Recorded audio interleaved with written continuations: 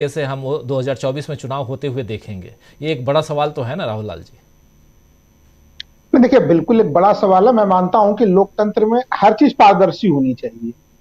आपने अगर ईवीएम का व्यवस्था लाया है और उसको लेके लोगों में संदेह है, और वो संदेह अभी से नहीं है। जब गुजरात के इस बार का विधानसभा चुनाव ने, उसके पहले विधानसभा चुनाव में जब कांग्रेस ने काफी शानदार प्रदर्शन किया था, और उसी समय से ईवीएम देखिए वो बिल्कुल वो एक तरह से संदेह के घेरे में उस समय आया था। तब चर्चा हुई थी कि भाई कांग्रेस के लोग जो है कि कोर्ट गए थे, उन लोगों ने किया था कि वीवीपैट के पर्चों की उसकी उसकी गिनती की जाए, उसके साथ भी मिलाया जाए उसे। लेकिन वो मामला फिर आई और गई वाली स्थिति हो गई। तो ईवीएम को लेकर अगर पारदर्शी स्थिति नहीं है तो भारतीय जनता पार्टी के ऊपर दबाव बनाना चाहिए। और मैं मानता हूं कि टीम इंडिया की जब बैठक हो तो इसको लेकर भी एक आम राय की स्थिति बननी चाहिए कि अगर ईवीएम के साथ ये स्थितियां हैं तो आप चुनाव में किस रूप में जा रहे हैं। मेरा तो यह मानना है कि अगर आप ईवीएम नहीं हटाते, अगर ईवीएम की व्यवस्था के साथ रहते हैं, तो फिर वो वीवीपैट का मशीन क्यों लगाए? तो वीवीपैट के भी सभी पर्चियों की गिनती करा लीजिए, ईवीएम और वीवीपैट के पर्चियों का मिलान कर लीजिए। यह भी एक समाधान का रास्ता हो सकता है। वो मशीन लगे पड़े हुए हैं, इतने तेजी से वो निकल जाते हैं कि लोग देख भी नहीं पाते कि हमने वोट किसको दिया। तो ये कई बड़े मामले हैं पूरे के पूरे ईवीएम मामले को लेकर। तो इसको लेके एक गंभीर ढंग से सामने में आना पड़ेगा टीम इंडिया को। और हमें लग रहा है कि कुछ ना कुछ जब विपक्षी दलों की बैठक होगी तो उसमें यह मामला भी जरूर छाया रहेगा। चूंकि देखिए, जब चुनाव के परिणाम आए थे, संजय राउत जी के बयान ध्यान में होंगे, उन्होंने काफी कटाक्ष किया था। अलग अलग विपक्षी दलों के, टीम इंडिया के अलग अलग लोगों ने उस समय ईवीएम के ऊपर कटाक्ष भी किया था। तो वो एक स्थितियां हैं।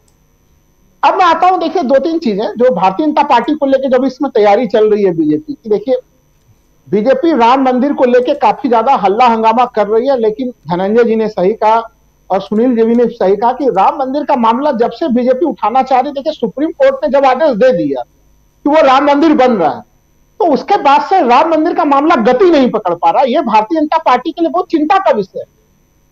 उसके बाद बहुत ढोल नगाड़े के साथ प्रधानमंत्री ने शिलान्यास भी किया था। उसके शिलान्यास के कार्यक्रम में भी जनता की सहभागिता नहीं जुड़ पाई थी उस रूप में। अब अभी हो रहा है कि राम मंदिर का निर्माण का मामला, 22 जनवरी का मामला, बीजेपी देखिए दो प्लान लेके चल रही है। अभी आप देखेंगे कि लगातार हिरण जोशी जी के चैनलों में फोन पहुंच रहे हैं कि जाइए अपना पूरा जो है कि अपना टीम लेके पहुंच जाइए अयोध्या, और अयोध्या से कार्यक्रम कीजिए। आप वो उस मामला को जनता तक कैसे पहुंचाया जाए और जनता को राम मंदिर से कैसे कनेक्ट किया जाए, वो हो नहीं पा रहा है। इसलिए चैनलों के ऊपर भारी दबाव है राजीव जी कि वो वहां पर कार्यक्रम कर करके पूरा जन माहौल बना दे कि राम मंदिर आ गए, राम भगवान आ गए, राम राज्य आ गया। ये पूरा एक माहौल बनाने की। लेकिन जैसा कि बीजेपी देखिए वो भी जनता का मूड पकड़ रही है। उन्होंने फिर एक, अगर यह मामला रंग पकड़ लिया तब तो इसकी पूरी संभावना है कि वो चुनाव करा देंगे राम मंदिर को लेके। लेकिन अब तक ये मामला ने रंग नहीं पकड़ा, तो बीजेपी का प्लान टू है फिर सीएए वाले मामले को लेके आ जाए कि तेजी से वो भी मामला 2019 से टल रहा है, तो एक सांप्रदायिक ध्रुवीकरण की स्थिति का मामला उसको लेके आने का है। तो देखिए, बीजेपी के साथ चुनौती क्या है, जब भी उनके रणनीति में चुनौती बने हुए राहुल गांधी। अब सोचिए कि राम मंदिर बन रहा है, जनता के बीच में वो चाहते थे कि राम मंदिर एक उन्माद पैदा कर दे, वो उन्माद पैदा नहीं हो पा रहा है क्योंकि राहुल गांधी अपने मुद्दों पे अड़े हुए हैं। और धनंजय जी ने बिल्कुल सही बात बोला, भारतीय जनता पार्टी के कई कट्टर समर्थक हमें मिले जो ऑटो चलाते हैं, जो अलग अलग छोटे छोटे रोजगार में शामिल है, कि 10-15 हजार में जीवन कैसे चलाया जाए। राम मंदिर बन रहा है, बड़ी अच्छी बात है, हम भी पूजा कर लेंगे एक बार जाके, लेकिन अब मोदी जी को रोजगार के मामले और महंगाई के मामले पे आना चाहिए। तो एक उनके अगर समर्थक वर्ग से यह आवाज आ रही है, वो वहां से अगर आवाज सुलग रही, तो फिर यह स्थिति भारतीय जनता पार्टी के लिए बड़ी चुनौती की स्थिति तैयार पैदा कर रही है। और उन चुनौतियों का मुझे भारतीय जनता पार्टी में कहीं कोई जवाब नहीं मिल रहा। आप गलत तथ्य पेश कर दीजिए कि नहीं, आप जो है कि बेरोजगारी का दर घटा दीजिए। भारतीय जनता पार्टी के कई प्रवक्ता कहते हैं कि $5 ट्रिलियन की इकोनॉमी बन चुकी है, जबकि अभी $2.5 ट्रिलियन पे जो है कि भारतीय अर्थव्यवस्था अटका हुआ है। तो अब वो तो तथ्य कुछ भी दे दे, वो $10 ट्रिलियन की भी इकोनॉमी बना देंगे आज के डेट में। अगर मुंह से बोलकर ही तथ्य प्रस्तुत करना है तो उनके लिए वो कर सकते हैं। लेकिन जनता अनुभव कर रही है कि हमारे निजी जीवन में क्या दुख आ रहे हैं, क्या संकट आ रहे हैं। तो राहुल गांधी जो मामला को उठा रहे हैं उसको लेके पूरा टीम इंडिया, देखिए टीम इंडिया के साथ एक समस्या रही कि सितंबर से लेके दिसंबर तक ये जो कुछ माह का गैप है वो गैप हुआ, क्योंकि राजीव जी अब आपने सही गिनती कराया कि आप सोचिए कि इस महीने में चंद दिन बचे हैं, यानी दिसंबर समाप्त, जनवरी फरवरी आपको मैक्सिमम अगर अगले महीने के लिए 2 महीने और अगले साल के लिए जोड़ लीजिए, मार्च से हम लोग चुनावी सवर में होंगे। तो मुश्किल से विपक्षी गठबंधन के पास 2.5 महीने का समय अधिकतम मैं मानता हूं कि चुनाव में 2024 के लोकसभा चुनाव में जाने के लिए आपके पास 2.5 महीने के समय।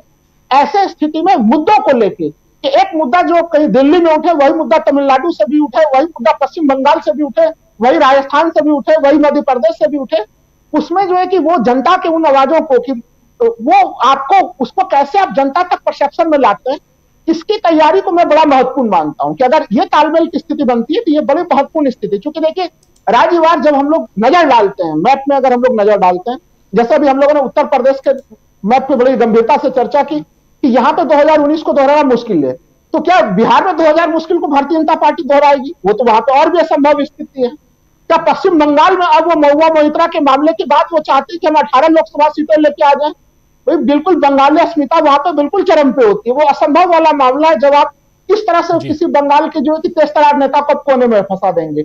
जहां धनंजय जी बैठे हैं वहां Bharatiya Janata party double digit में पहुंच जाए, ये उनके लिए चुनौती। बीजेपी के बड़े बड़े लोग स्वीकार करते हैं कि भले हमने जो है कि एकनाथ शिंदे को तोड़ तोड़ के अपने तरफ ले आए, अजित पवार को तोड़ के ले आए, लेकिन अभी भी जो है कि उद्धव ठाकरे की लोकप्रियता वो बहुत तेजी से बढ़ी जा रही है।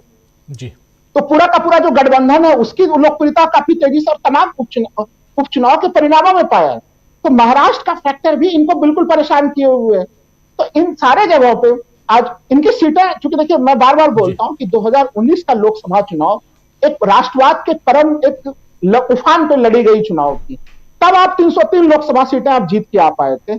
आज के समय में जब आपके साथ 10 वर्ष का एंटी इनकम्बेंसी फैक्टर है, राम मंदिर के मामले को लोग मानने के लिए तैयार नहीं है। मैं दावे के साथ कहता हूं मैं कि ये मामले नहीं चलने वाले हैं इनके। अगर ये मामले चलने वाले नहीं है तो लोग इनसे सवाल पूछेंगे कि 2 करोड़ नौकरियों की स्थिति क्या है, बेरोजगारी की स्थिति क्या है, महंगाई की स्थिति क्या है, आपके स्मार्ट ट्रेन कहां चल रहे हैं, आपके बुलेट ट्रेन कहां चल रहे हैं। ये सवाल फिर लोगों के बीच में सामने में आ जाते हैं। क्योंकि जब धर्म की चश्मा से लोग बाहर निकलते हैं तो फिर उनके सामने में वो बुनियादी मुद्दे होते हैं। और राजीव जी, उन बुनियादी मुद्दों को जवाब देने के लिए भारतीय जनता पार्टी ने बिल्कुल कोई काम ही नहीं किया है। वो किस एक काम की गिनती करा दे जो उन्होंने दावा किया 2014 के घोषणा पत्र में या फिर 2019 के घोषणा पत्र में, जिसको वो जमीन पे लेके गए। छोड़ दीजिए दूर के घोषणा पत्र पर चर्चा करना, तो वो लोग कहेंगे कि कहां दूर ले गए। अभी 3 राज्यों में जो विधानसभा चुनाव हुए जहां पे भारतीय जनता पार्टी जीती, जहां उन्होंने बड़े बड़े कांग्रेस के नकल में बड़े बड़े वादे कर दिए, क्या उनके मुख्यमंत्री और उप मुख्यमंत्री उन वादों को लेकर विचार करते हुए भी कहीं नजर आ रहे हैं? वो उनके पास रास्ता ही है केवल और केवल ध्रुवीकरण के जाने की तरफ।